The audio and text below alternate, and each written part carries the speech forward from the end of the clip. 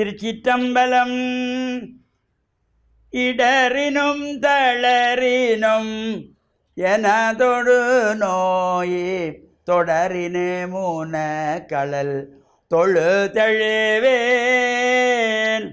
கடல் தனில் அமைதோடு கலந்த நஞ்சை மிடரினுள்ளடக்கிய வேதியனே.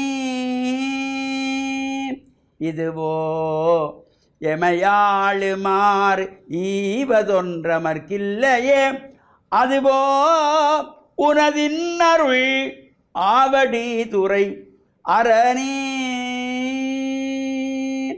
திருச்சிற்றம்பலம். மேன்மைகள் சைவ நீதி விளங்குக உலகமெல்லாம். நோயற்ற வாழ்வே குறைவற்ற செல்வம். அந்த நோய் நொடி இல்லாத வாழ்வு இந்த உலக மக்கள் எல்லோரும் வாழ வேண்டும் என்று கலியுகத்தின் காந்தமல யோதியாகிய சபரிமலை சுவாமி ஐயப்பனுடைய திருவடிகளை சிறந்தாழ்த்தி டான் தமிழொலி ஓம் தொலைக்காட்சி நேயர்கள் அனைவருக்கும் சர்வதேச இந்து மத குருபீடம் அகில இலங்கை சபரிமலை ஸ்ரீ சாஸ்தாபுரத்தின் சார்பில் இனிய வணக்கங்களும் நல்லாசிகளும். என்றும் மங்களகரமான விஸ்வாவசு வருஷம் ஆனி மாதம் 24ஆம் நாள் 8/7/2025 செவ்வாய்க்கிழமை. இன்று மலர்ந்திருக்கின்ற இன்றைய பொழுதும் நம் எல்லோருடைய வாழ்விலும் எல்லா விதமான சிறப்புகளும் வெற்றிகளும் கிடைக்க வேண்டும் என்று இறைவனை பிரார்த்தித்து இஷ்ட தெய்வங்கள் குலதெய்வங்கள் பெற்றோர்கள் பெரியோர்கள் குருவானவர்களை வணங்கி அவருடைய அன்பையும் ஆசையையும் பெறுகின்ற பொழுதும் எந்த நாளுமே நமக்கு நல்ல நாளாக அமையக்கூடும். இன்று மங்களவாரம் என்கின்ற செவ்வாய்க்கிழமை.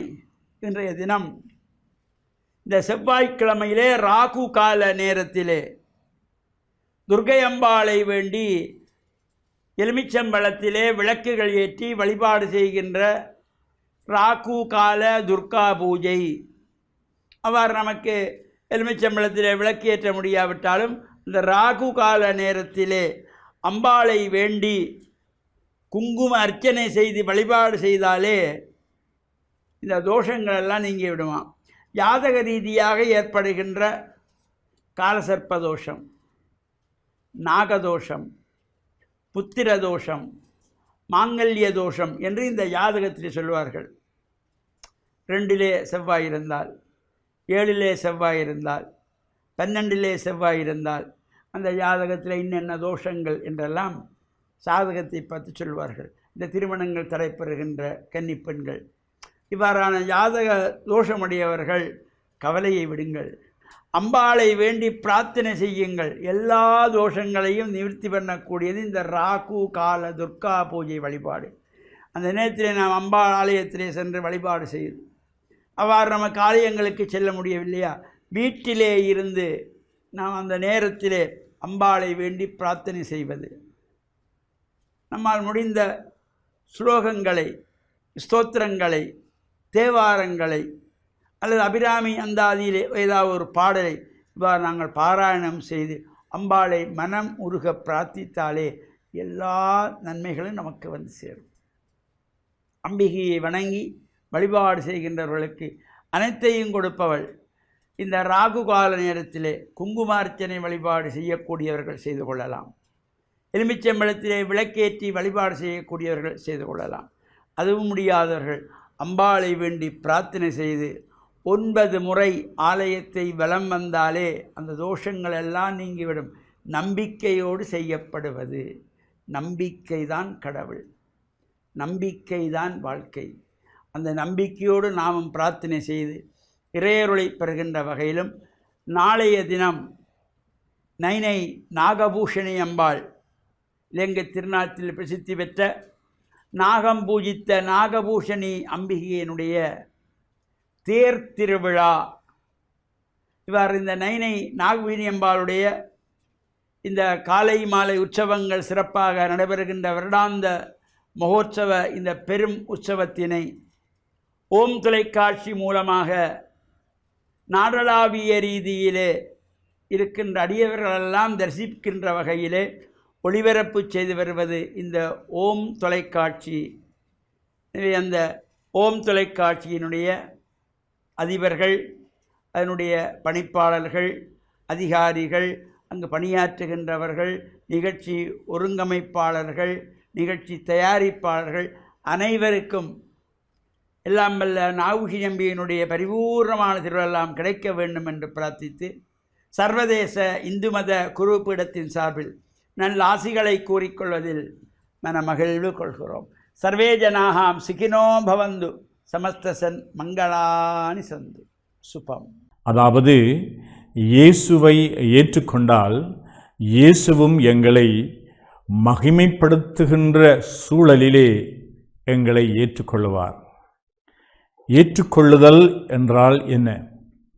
எப்பொழுதும் மனித உறவுகளிலே ஒருவர் மற்றவரை ஏற்றுக்கொள்ளுதலும் மற்றவரை புறக்கணிப்பதும், இந்த இரண்டுக்கும் இடையில்தான் அதிகமாக பிரச்சனைகள் எழுகின்றன.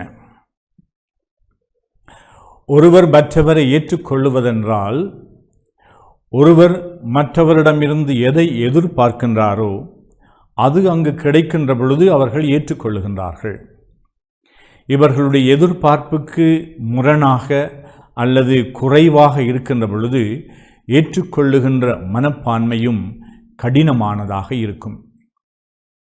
இங்கு இயேசுவை ஏற்றுக்கொள்ளுதல் என்பது இயேசுவினுடைய எதிர்பார்ப்பு அவரை கடவுளாக, இறைமகனாக, மீட்பராக ஒருவர் ஏற்றுக்கொள்ளுகின்றார்.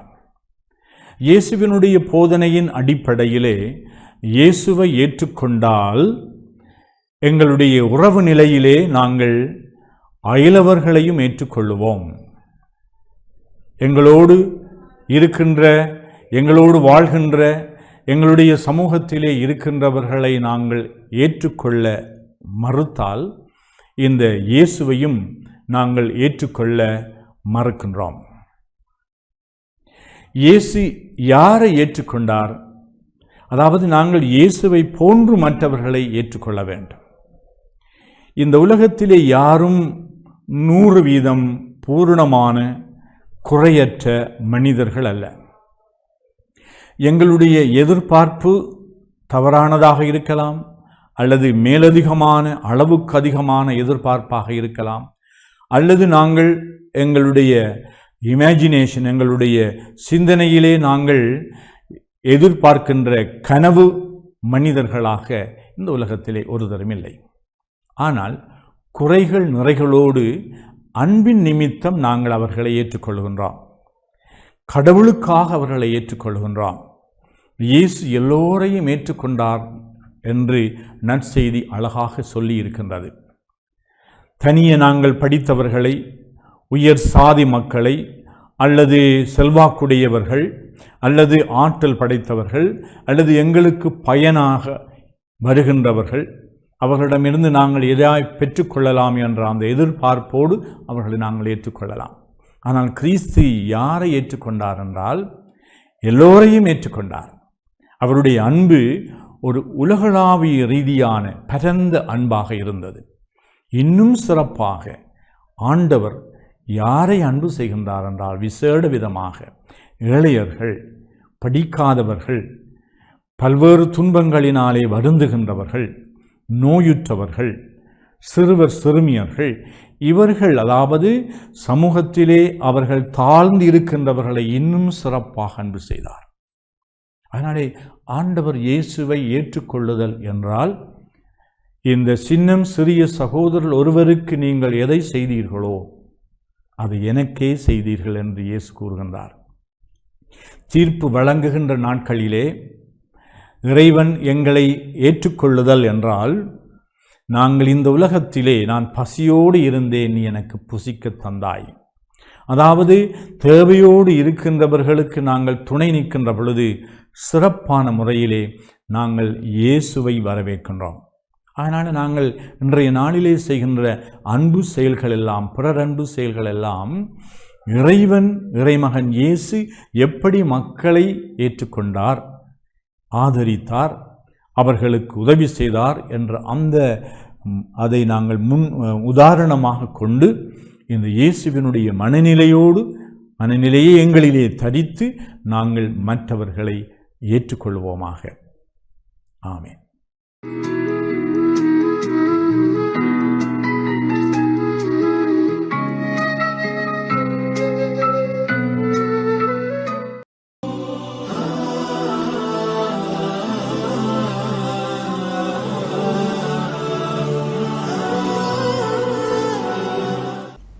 அஸ்ஸலாமு அலைக்கும் வரஹ்மத்துல்லாஹி வபரகாத்துஹு. அன்பின் ஈமானிய உறவுகளே, இந்த நேரத்தில் நாங்கள் எங்கள் எல்லோருக்கும் ஒரு முன்மாதிரியாக திகழ்ந்த நபித்தோழர்கள் ஒருவனான அப்துல்லா பின் ஹுதாஃபா ரலியல்லாஹுடைய வரலாற்றை பற்றி உங்களுக்கு ஒரு வரலாற்று சம்பவத்தை கூறலாமின் ஆசைப்படுகின்றேன். அதாவது இந்த அப்துல்லா பின் ஹுதாஃபா ரலியல்லாஹு அவர்கள் காஃபிராக இருந்து இஸ்லாத்தை ஏற்றுக்கொள்கின்றார்கள். இவர்கள் இஸ்லாத்தை ஏற்றதன் காரணமாக காஃபிர் அரசாங்கத்தால் சிறைபிடிக்கப்படுகின்றார். ரோம அரசர்கள், பாரசீக அரசர்கள் இந்த அப்துல்லா பின் ஹுதாஃபா அவர்களை சிறைபிடிக்கின்றார்கள். அந்த நேரம் இந்த ரோம அரசன் சொல்கின்றான், ஹுதாஃபா, நீ இஸ்லாத்தை விட்டுவிடு, உனக்கு என்னுடைய மகளை திருமணம் செய்து தருகின்றேன். அன்பான உறவுகளை யோசித்து பாருங்கள். ஒரு இளவரசனுடைய மகளை திருமணம் செய்தால் என்ன பட்டம் கிடைக்கும்? ஆனால் இந்த அப்துல்லா பின் ஹுதாஃபா ரலியல்லாஹு அவர்கள் முடியாது என்று சொல்லிவிடுகின்றார். உடனே அரசன் சொல்கின்றான், ஹுதாஃபா, நீ இந்த இஸ்லாத்தை விட்டுவிடு, இந்த நாட்டினுடைய அரசனாக உன்னை நியமிக்கின்றேன். சுபஹானல்லாஹ், யோசித்து பாருங்கள். அந்த அரசன் பட்டம் கிடைத்தாலும் சரி, எனக்கு இந்த இஸ்லாத்தை விட்டுவிட முடியாது என்று ஹுதாஃபா அவர்கள் முடியாது என்று சொல்லிவிடுகின்றார். உடனே அரசன் சொல்கின்றான், ஹுதாஃபா, நீ ஆசையால் மயங்கவில்லை. அந்த நேரம் ஹுதாஃபா ரலியல்லாஹு அவர்கள் பார்த்து கொண்டிருக்கின்றார்கள். அவர்களுக்கு முன்னால் 2 சிறை கைதிகள் பிடிக்கப்படுகின்றார்கள். பிடிக்கப்பட்டு அருகிலே பார்க்கின்றார்கள், ஒரு வெந்நீர் பாத்திரம் கொதித்து கொண்டிருக்கின்றது. அந்த நேரம் சுடுநீரால் கொதித்து கொண்டிருக்கக்கூடிய அந்த பாத்திரத்திலே அந்த காவலாளிகள் 2 சிறை கைதிகளையும் அப்படியே போடுகின்றார்கள். அந்த சுடுநீரிலே போட்டவுடன் நாங்கள் யோசித்து பார்க்க வேண்டும். எங்களுடைய உடம்பிலே சிறியோரோ நெருப்பு காயம் ஏற்பட்டால் எங்களால் தாங்க முடியாது. ஆனால் அந்த 2 காவலாளிகளையும் அப்படியே போடக்கூடிய நேரம் கைகள் வேறாக பிரிகின்றது, கால்கள் வேறாக பிரிகின்றது. அந்த 2 மனிதர்களுடைய உடம்பும் வெவ்வேறாக பொசுங்கி பிரியக்கூடிய நேரம் அந்த பாத்திரம் முழுவதும் இரத்த கரையாக மாறுகின்றது. ஆனால் ஹுதாஃபா அவர்கள் அந்த நேரத்திலே கண்களுண்டாக பார்த்து கொண்டிருக்கின்றார்கள். இந்த நேரம் அரசன் சொல்கின்றான், ஹுதாஃபா, நீ இஸ்லாத்தை விட்டுவிடவில்லை என்றால் உனக்கும் இதே நிலைமைதான். ஹுதாஃபா அவர்கள் சொன்னார்கள், அரசனே, என்னுடைய உயிரை வேண்டுமானால் நீ கைப்பற்றலாம், ஆனால் என்னுடைய ஈமானை நீ எதுவும் செய்ய முடியாது. உன்னுடைய மரணத்திற்கு என்னுடைய ஈமான் அஞ்சாது என்று சொன்னவுடன் ஹுதாஃபா அவர்களை பார்த்து அரசன் சொல்கின்றான், ஹுதாஃபா, உனக்கு ஒரு நாள் அவகாசம் தருகின்றேன்.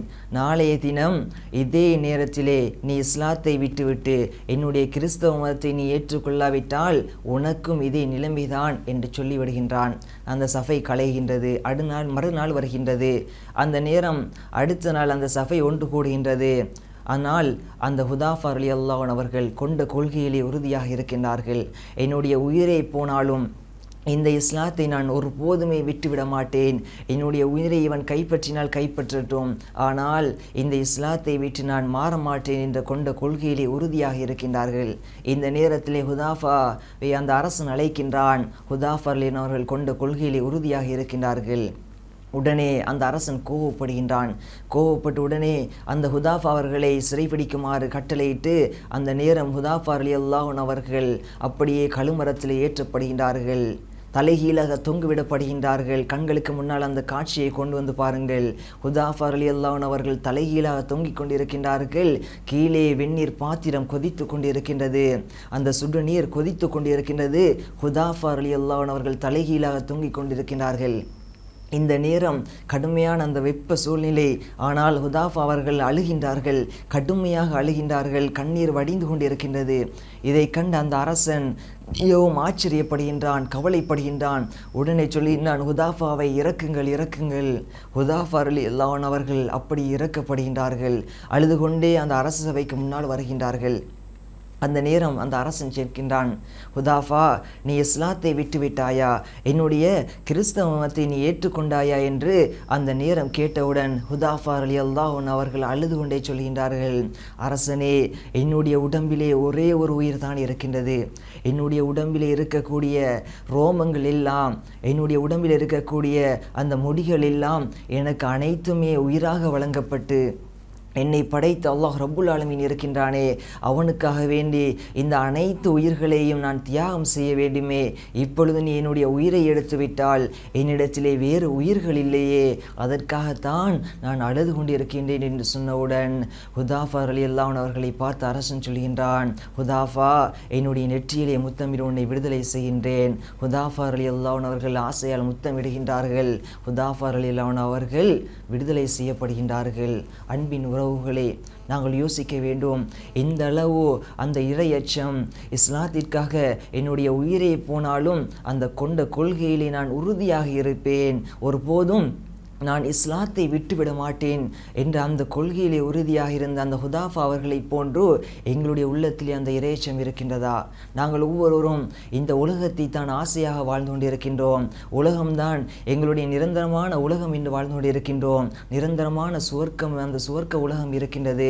அந்த உலகத்தை நோக்கி பயணிக்க வேண்டும். ஹுதாஃபா அவர்கள் என்ன ஆசைப்பட்டார்கள்? எனக்கும் சுவர்க்கம் கிடைக்க வேண்டும், அந்த நிரந்தரமான சுவர்க்கத்தை நான் எப்படியாவது அடைந்து விட வேண்டும், என்னுடைய உயிர் எந்த அளவு சிதைக்கப்பட்டு என்னுடைய உயிர் போனாலும் பரவாயில்லை என்று அந்த சஹாபாக்கள், அந்த நபித்தோழர்கள் வாழ்ந்து காட்டினார்கள். அதே போன்றோம் எங்களுடைய இறையச்சமும் இறைவனுக்கு பயந்து நாளை மறுமையிலே நானும் சுவர்க்கத்தை அடைய வேண்டும், எனக்கும் சுவர்க்கம் கிடைக்க வேண்டும் என்ற ஆசையிலே நாங்கள் வாழ்ந்து மன்னிக்கக்கூடிய பாக்கியத்தை வல்ல ரஹ்மான் எங்கள் அனைவருக்கும் தந்தருள்வானாக. வஸ்ஸலாமு அலைக்கும் வரஹ்மத்துல்லாஹி வபரகாத்துஹு.